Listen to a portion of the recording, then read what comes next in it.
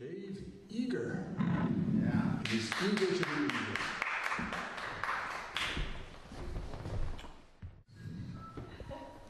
Like giants stomping around.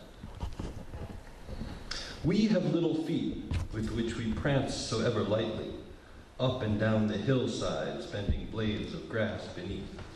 Then giants come with giant feet and stomp around abruptly, turning hillsides into landslides of torn-up sod and heath. We have little feet with which we bound around so gently, but giants with their big feet keep stomping around. We go about our business, trying not to cause disturbance, but then giants come, we know they'll smash the village to the ground. We've tried to build up walls with the hopes that they'd defend us. The giants simply lean on them and quickly push them down. We sing out with alarm when we see the walls are broken, but the giants hear our screams and start to charge towards the sound.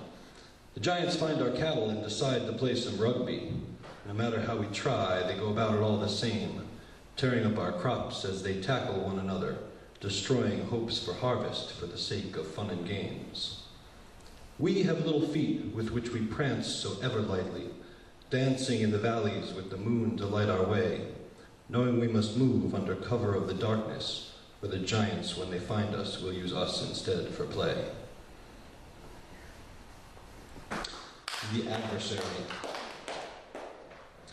They have locked us in prisons of our own designs by feeding the worry centers of our minds with carefully crafted confusion, clamoring for more security with fear propaganda on every TV to announce prescribed solutions.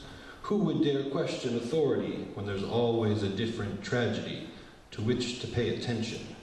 How can society ever recoup when there's always some new radical group? Or perhaps it's always the same one.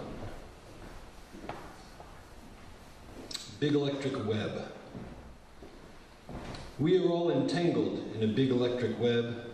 Pretty soon you'll have a wire running out of your head, eliminating errors of your inefficient hands, thinking thoughts that your fingers can't understand.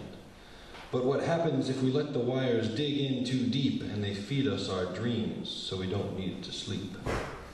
We are all entangled in a big electric web, sharing words that are thought but are never said, while pages of ages of sages are shown so all of their wisdom can again be known by anyone connected to the big electric web who takes the time it takes to be read.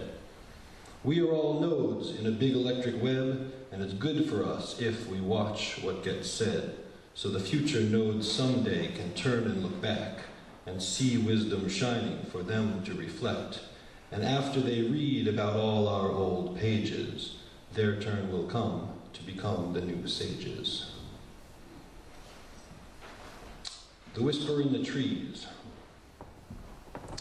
When the whisper blowing in the trees is blowing out for you to believe, but your ear is too plugged to hear it. Your eye is caught by a glow it sees that slowly reveals its complexities, showing you that there's no need to fear it.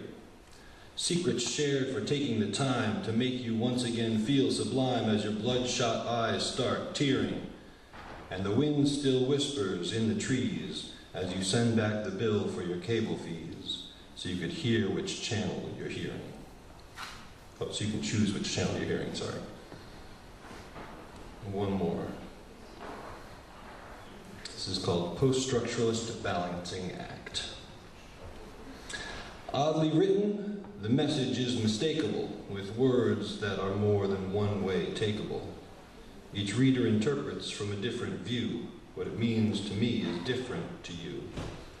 But then the task turns out to be for each to help each other see the message from every other perspective, strengthening the meaning of the collective. Thank you, guys.